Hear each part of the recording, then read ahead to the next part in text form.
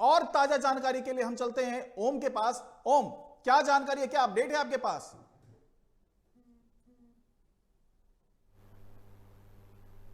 जो राजवर्धन राठौर उनका वो आगे अभी वहां से चल रहे हैं। हमारी टीम ने, मैं खुद वहां पर गया था, वहां के हम पूरे राजस्थान चुनाव हम लोगों ने कवर किया और वहां की समीकरण को समझा। पर उनके विधानसभा सीट में जनता की खासा नाराजगी थी, क्योंकि वो वहां से वर्तमान विधायक भी है राजवर्धन राठौर। तो उनका जनता का साफ तौर पर कहना था वो पिछले 10 साल में अभी तक क्षेत्र का दौरा नहीं किए हैं। तो अब देखने वाली बात यह होगी कि अभी तो आगे चल रहे हैं, पर आने वाले समय में क्या वो ये अपनी बढ़त कायम रखते हैं या नहीं रखते हैं। बहरहाल अब अगर हम राजस्थान की बात करें तो वहां पर जो भीड़बंदी की जो सिचुएशन थी, भीड़बंदी की भी तैयारी हो चुकी है दोनों पार्टियों की तरफ से, चाहे वो बीजेपी की तरफ से हो या फिर कांग्रेस की तरफ से हो।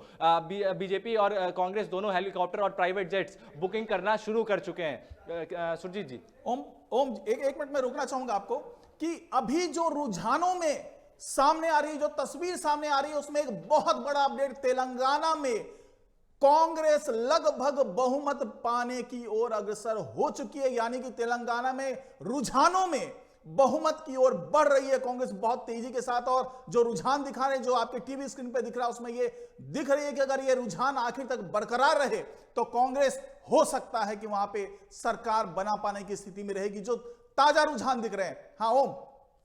बिल्कुल, अभी अगर जो ये रुझान जो अभी आ रहे हैं उसमें अगर तेलंगाना में बढ़त बनी रही तो कांग्रेस सरकार बना सकती है वहां पर, क्योंकि हमारे एग्जिट पोल ने भी यही दावा किया था कि वहां पर कांग्रेस की सरकार बनेगी। अब देखने वाली बात यह होगी कि कांग्रेस की सरकार वहां पर कब डिक्लेयर होगी, क्योंकि अभी मैं आपको बताऊं कि अगर हम 1.5 से 2 घंटे का अगर और हम इंतजार करें तो तेलंगाना का जो थोड़ी सी धुंधली सी तस्वीर जो वहां पर सामने आ रही है वो बिल्कुल साफ हो जाएगी और हमें पता लगेगा कि कितनी सीट तक उनकी सरकार बनने वाली है। अगर हम बात करें मध्य प्रदेश की, कैलाश विजयवर्गीय आगे चल रहे हैं अपने सीट से।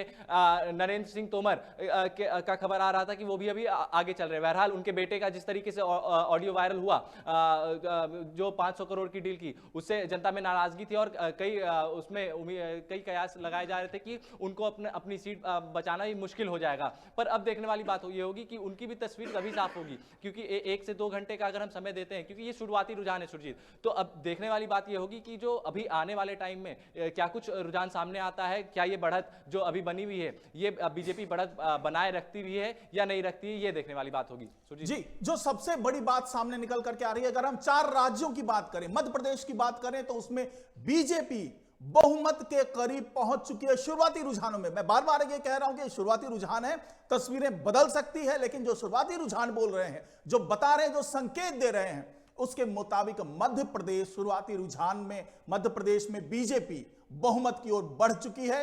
और छत्तीसगढ़ की बात करें तो वहां पे कांग्रेस को बहुमत मिलता हुआ नजर आ रहा है शुरुआती रुझान में। और तेलंगाना में कांग्रेस को बहुमत मिलता हुआ नजर आ रहा है। और राजस्थान की बात करें तो राजस्थान में भी बीजेपी बड़े अंतराल से कांग्रेस को पीछे छोड़ चुकी है।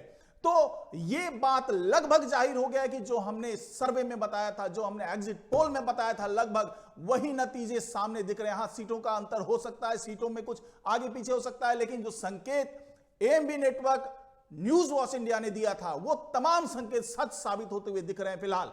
तो शुरुआती रुझान में जो संकेत मिले हैं उस पर चर्चा कर लेते हैं। हमारे साथ अश्वनी मिश्रा जी जुड़े हुए हैं। अश्वनी जी, जो शुरुआती रुझान बता रहे हैं उसके मुताबिक मध्य प्रदेश में अब बहुमत के करीब पहुंच चुकी है बीजेपी, और तेलंगाना में कांग्रेस, और छत्तीसगढ़ में भी कांग्रेस।